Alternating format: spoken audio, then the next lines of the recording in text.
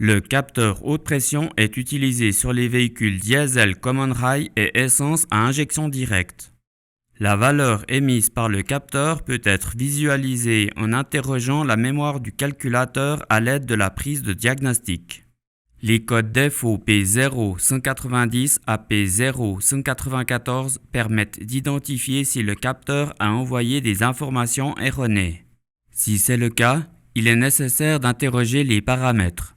En phase de démarrage, la pression doit être pour un moteur diesel d'au minimum 250 bars. Cette valeur va s'élever avec le régime et le couple moteur. Pour un moteur à injection directe d'essence, la pression sera de 50 bars en phase de démarrage. Cependant, avec uniquement la basse pression correspondant à 5 bars, le moteur pourra démarrer. Si aucune indication de pression est indiquée, il est nécessaire de contrôler si le capteur de pression est correctement alimenté par le calculateur.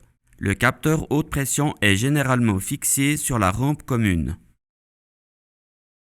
L'alimentation du capteur peut être contrôlée à l'aide d'un multimètre en sélectionnant tension continue. La tension d'alimentation est de 5 volts. La masse du multimètre doit être branchée sur la batterie.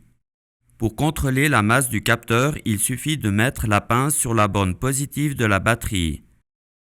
La tension de batterie devra s'afficher sur le multimètre sous forme négative. Si le capteur est correctement alimenté, il faudra contrôler le signal. La tension de signal correspondant à la pression est proportionnelle au régime axial de la pompe et au pilotage de l'électrovanne de régulation de débit. Le signal doit se mesurer avec la prise branchée.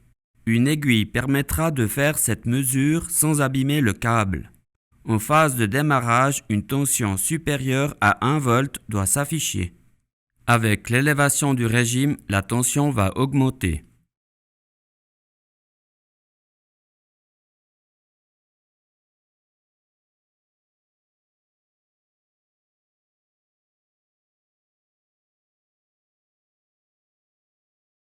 La pression du carburant va déformer une membrane sur laquelle sont disposées des jauges de contrainte.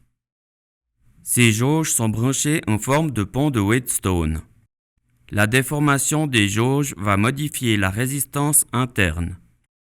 L'élévation de résistance va réduire l'amplitude du signal de référence émis par le circuit intégré du capteur.